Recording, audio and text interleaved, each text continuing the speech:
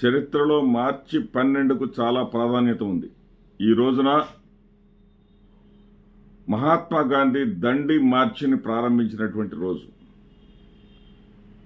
దృఢ నిశ్చయంతో స్వాతంత్ర లక్ష్య సాధనతో ప్రారంభించినటువంటి దండి మార్చ్ స్వాతంత్ర్యాన్ని సాధించేంత వరకు కూడా మార్గాన్ని నిర్దేశించింది.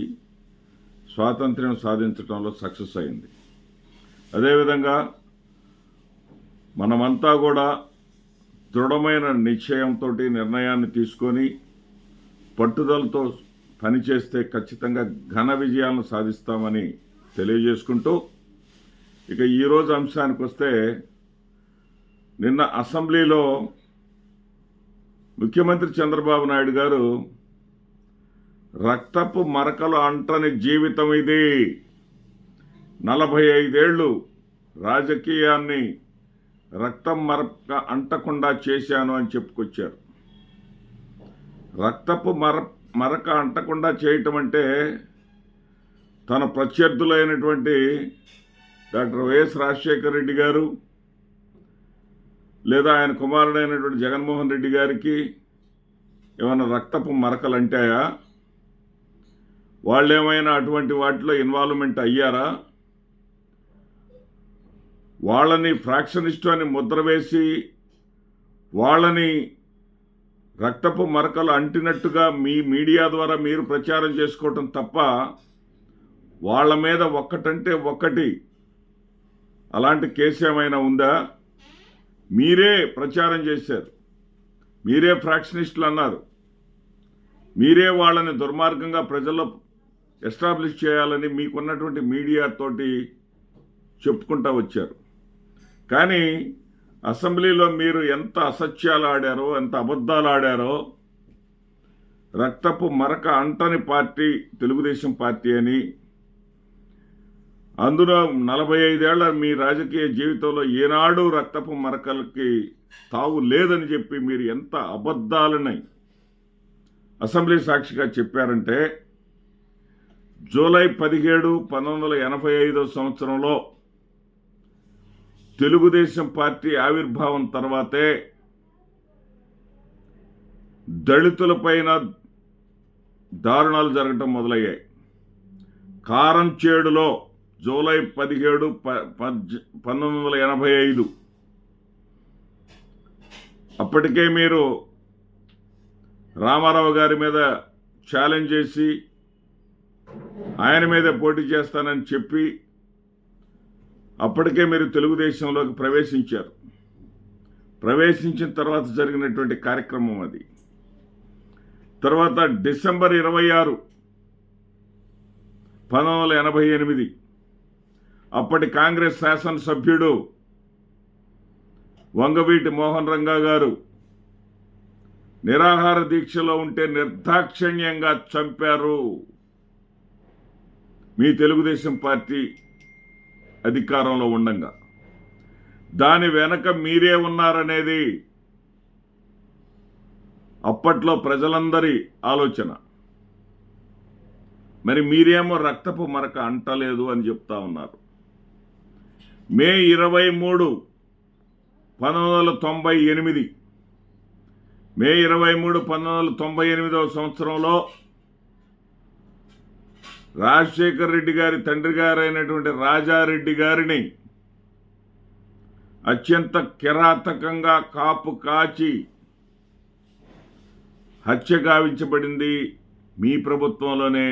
అప్పటికే మీరు 1995లో మీ మామగారైనటువంటి ఎన్టీ రామారావు గారికి వెన్నుపోటు పొడిచి ఆయన అధికారం నుంచి దించేసి మీరు ముఖ్యమంత్రిగా ఉన్నటువంటి సమయంలో మీ యొక్క సహాయ సహకారాలను తీసుకొని మీరు పైన ఉన్నారనేటటువంటి అండతోటి, దండతోటి, ధైర్యంతో వైఎస్ రాజారెడ్డి గారిని అంతమొందించారు.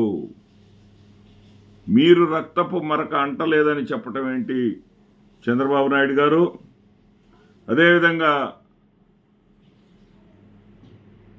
సెప్టెంబర్ 23, 2018 ఎందుకంటే మీరు రక్తపు మరక అంటని పరిపాలన అన్నారు కదా, కిడారి సర్వేశ్వరరావు శాసనసభ్యుడు.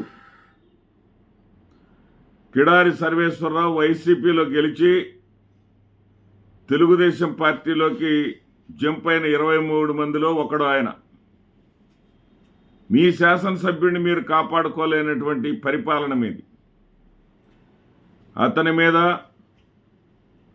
దాడి చేసి దారుణంగా హత్య చేశారు. తర్వాత అతని కుమారుడికి మీరు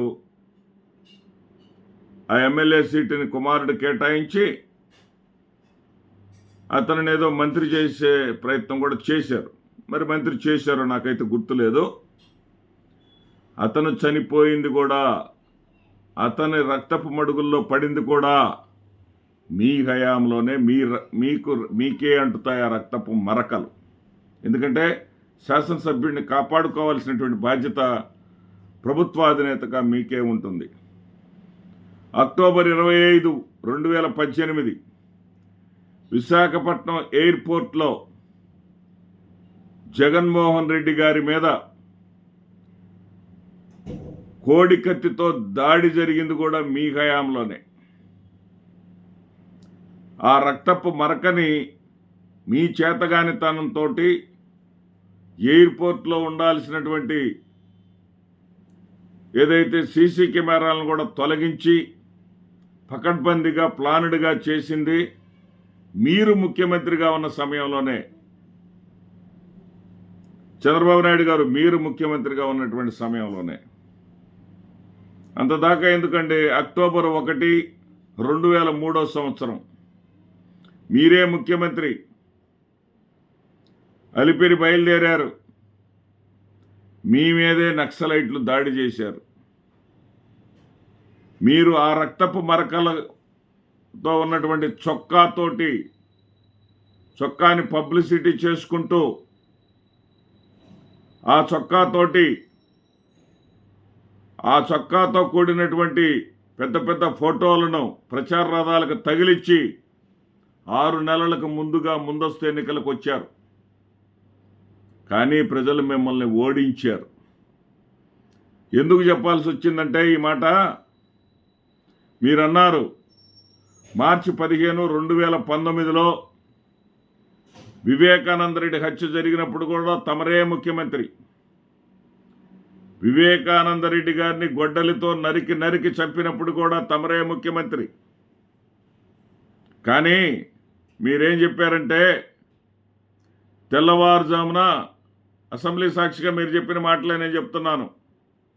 తెల్లవారుజామున సాక్షి పత్రికలో నారాసుర రక్త చరిత్రని నా మీద తప్పుడు వార్తలు రాసి ప్రజలను నమ్మించి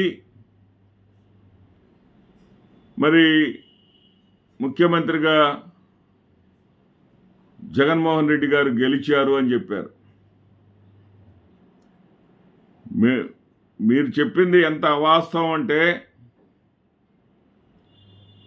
అదే నమ్మి కానీ జగన్మోహన్ రెడ్డి గారికి ఓట్లేసింది కానీ నిజమైతే,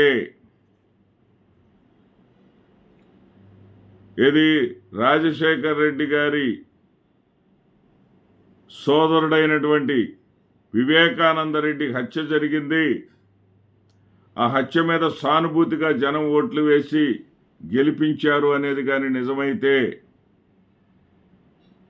మీరు కూడా మరి మీ మీద హత్యాయత్నం జరిగినట్టుగా రక్తపు మరకలతోటి మీరు ఏదైతే 2004 ఎన్నికల్లో పోటీ చేశారో ఎందుకు గెలవలేకపోయారు చంద్రబాబు నాయుడు గారు? ఇది అంతా కూడా ప్రజాస్వామ్యానికి మీరు చెప్పే మాటలకి పొంతన ఉండదు. సంపద సృష్టిస్తానని చెప్పి ఉన్న సంపదను దోచుకుంటూ సూపర్ 6 హామీలు ఇచ్చి సూపర్ 6 హామీలను ప్రజలు ప్రశ్నించకుండా ఉండటం కోసం మీరు డైవర్షన్ కోసం వివేకానందరెడ్డి హత్యని వాడుకుంటున్నారన్న విషయం మీరు డీజీపీని మంత్రివర్గ సమావేశానికి పిలిపించి 1.5 గంటల సేపు మాట్లాడటం, నిన్న అసెంబ్లీలో ఇదే చర్చగా మీరు పెట్టడంలోనే మీ వైఫల్యాలను ప్రజలు ప్రశ్నించకూడదు. మీరు అమ్మఒడి ఇంట్లో ఎంతమంది పిల్లలున్నా ఇస్తామన్నటువంటి మీ వాగ్దానాన్ని గురించి ప్రజలు ప్రశ్నించకూడదు. రైతు భరోసా 20,000 ఇస్తానని ఇప్పటికీ ఇవ్వలేకపోయినటువంటి మీ వైఫల్యాన్ని ప్రజలు ప్రశ్నించకూడదు. నెలకి 1,500 చొప్పున 19వ ఏడు అడుగుపెట్టినటువంటి ప్రతి మహిళకు 59 సంవత్సరాల వయసు ఉన్నంత వరకు కూడా నేను ఇస్తాను అని చెప్పి ఇవ్వలేకపోయిన దాని గురించి ప్రజలు ప్రశ్నించకూడదు. ఉచిత బస్సు ఎక్కడికి వెళ్ళాలన్నా సరే నాది పూచి నా పేరు చెప్పండి డబ్బులు అడిగితే అని చెప్పిన మీరు ఈ రోజున ఆ వాగ్దానానికి మంగళం పాడిన విషయం ప్రజలు ప్రశ్నించకూడదు అని మీరు అంటా ఉన్నారు. శాంతి భద్రతల మీద మీరు చర్చ పెట్టారు. నిజంగా శాంతి భద్రతల మీద చర్చ జరగాల్సిందే, ఎవరు కాదనరు. కానీ మీరు ముఖ్యమంత్రి అయిన తర్వాత ఈ 9 నెలల కాలంలో 16,000 దాడులు దారుణాలు జరిగాయని చెప్పేసి స్వయంగా మీ డీజీపీ ఇచ్చినటువంటి గణాంకాల్లోనే ఉన్నాయి. అదేవిధంగా ఎంత దారుణమైనటువంటి పరిస్థితులు ఉన్నాయంటే 5 నెలల క్రితం అందరూ చూసిందే, గాయాలతో తెగిన చేతిని చేతిలో పట్టుకొని తెగిన చేతితోటి ఎవరైనా సరే గాయపడితే తక్షణం డాక్టర్ గారి దగ్గరికి వెళ్తారు, లేదా పోలీసుల దగ్గరికి వెళ్తారు. అంటే మీ పోలీసుల మీద నమ్మకం లేక ఆ విక్టిమ్ అయినటువంటి వ్యక్తి ఆంధ్రప్రదేశ్ హైకోర్టు న్యాయమూర్తి దగ్గరికి వెళ్ళినటువంటి చరిత్ర నీ పరిపాలనలో ఉంది చంద్రబాబు నాయుడు గారు. అతను చూసి చెలించిపోయినటువంటి జడ్జి తక్షణమే అతనికి వైద్య సౌకర్యాన్ని ఏర్పాటు చేయించి మీ ప్రభుత్వానికి చివాట్లు పెట్టినా కానీ మీరు నాకు రక్తపు మరకలు అంటలేదు అంటారు. రషీద్ అనేటటువంటి కుర్రవాడు నడి రోడ్డు మీద వినుకొండలో నడి మీద నన్ను కాపాడండి కాపాడండి అని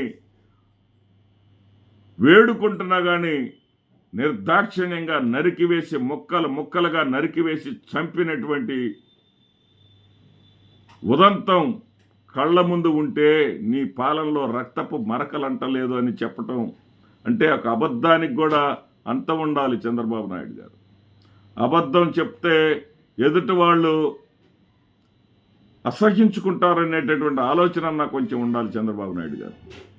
మీరు డైవర్షన్ చేసుకోండి రాజకీయాల కోసం, అంతేగాని అబద్ధాలు పేటెంట్ మీకే ఉన్నట్లుగా మళ్ళీ రుజువు చేసుకోవటం మాత్రం మీ వయసుకు తగినటువంటి పని కాదు అన్న విషయాన్ని గుర్తుపెట్టుకోండి. నమస్తే.